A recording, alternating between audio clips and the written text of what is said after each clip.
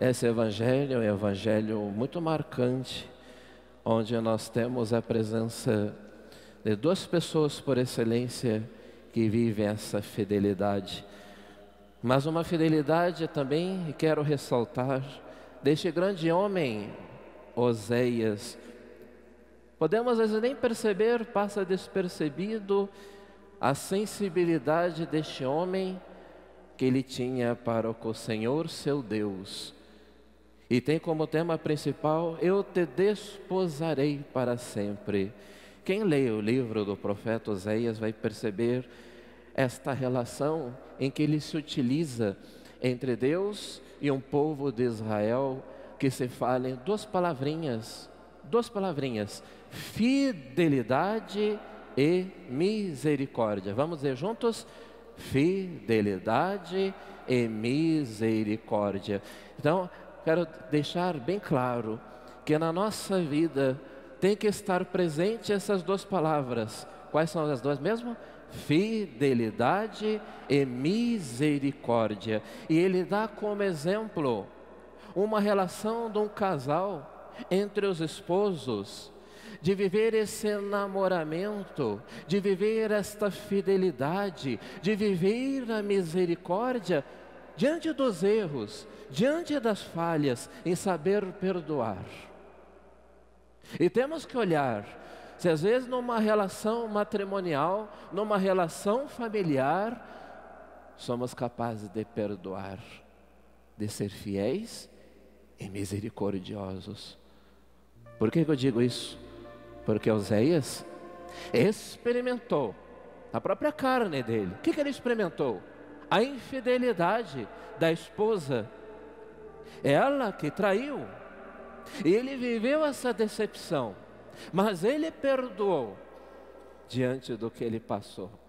Então ele se utiliza do exemplo de vida dele, passando para nós, para vivermos a fidelidade e a misericórdia. Aliás, a fidelidade e a misericórdia muito bem presente neste exemplo, onde nós vemos um homem diante da sua filha morta, praticamente morta.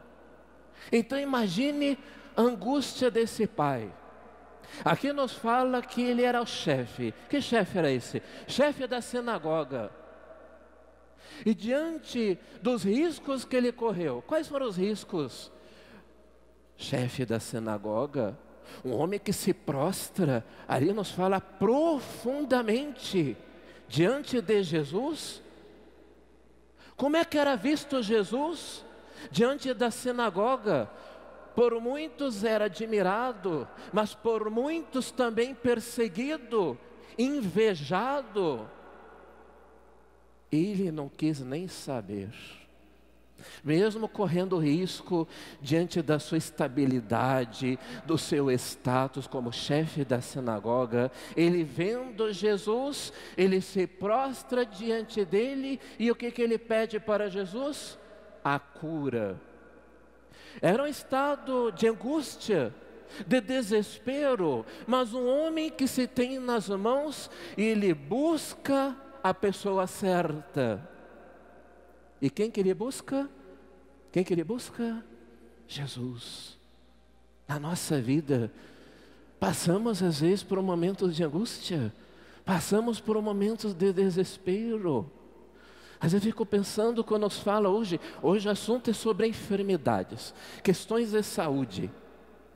Até que ponto vivemos essa fidelidade e buscamos a pessoa certa? E quando eu digo a pessoa certa, buscar quem? Jesus na nossa vida. Porque às vezes começamos a nos debater e buscar outras respostas. Vamos olhar esta mulher que estava passando por questões de hemorragia. Há quanto tempo? 12 anos. Ela podia estar depressiva, desanimada, ela podia ter desistido da sua vida. Mas houve um momento que teve a presença de um sinal de Deus. E quem foi esse sinal de Deus? Jesus passou sobre ela. E ela não desperdiçou. Não desperdiçou.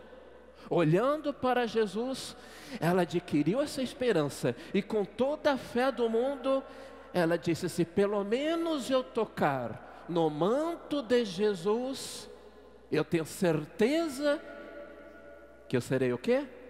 Curada. Olha a fé dessa mulher. Depois de 12 anos, provação, sim, uma provação, ela foi testada, gente, até nessa paciência. Uma mulher discriminada, rejeitada, ninguém estava ao lado dela, mas ela soube que Jesus, porque Jesus indo da sinagoga até a casa deste homem, ela percebeu a presença de Jesus. Ela tocando neste manto. O que é esse manto? A igreja entende esse manto como sacramentos. Os sacramentos que nós temos: o batismo, a eucaristia, a confirmação, o matrimônio, a unção dos enfermos, sacramentos que a igreja disponibiliza, a confissão, a reconciliação com Deus. O manto que nos leva a esse encontro, a presença da graça de Deus, e que às vezes passa despercebido, ou não valorizamos o sacramento que nós temos. Os sacramentos, não esqueça, povo de Deus, os sacramentos representam o manto de Jesus. Jesus chegando à casa deste homem chefe da sinagoga, vendo aquela pessoa que tocava a flauta. Quando se fala em tocar a flauta, significa que ela já estava sendo o quê? Velada. A multidão alvoroçada. Jesus diz: vão para fora. Não quero pessoas alvoroçadas aqui neste momento, mas eu quero ter esse encontro com essa filha. Ele pega na sua mão e a levanta. Que maravilha, que milagre acontece na vida. Às vezes, diante dos desesperos, diante das angústias, ficamos alvoroçados por dentro. É natural isto? Claro, é natural, não vamos criticar, não vamos condenar as pessoas, mas é o momento de colocarmos toda a nossa angústia, todo o nosso desespero, toda a nossa ansiedade diante de quem? Diante de Jesus. É o momento em que, quando passamos por isso, dizer para Ele: Senhor, aumente a minha fé.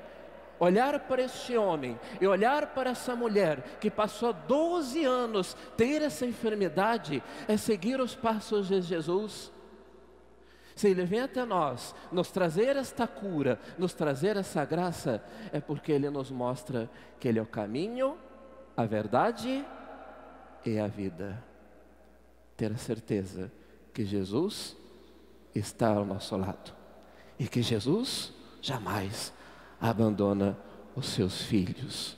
Ter certeza que para Deus nada é impossível.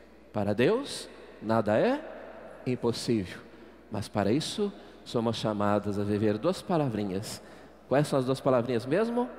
Fidelidade e misericórdia. Louvado seja nosso Senhor Jesus Cristo. Para sempre seja louvado.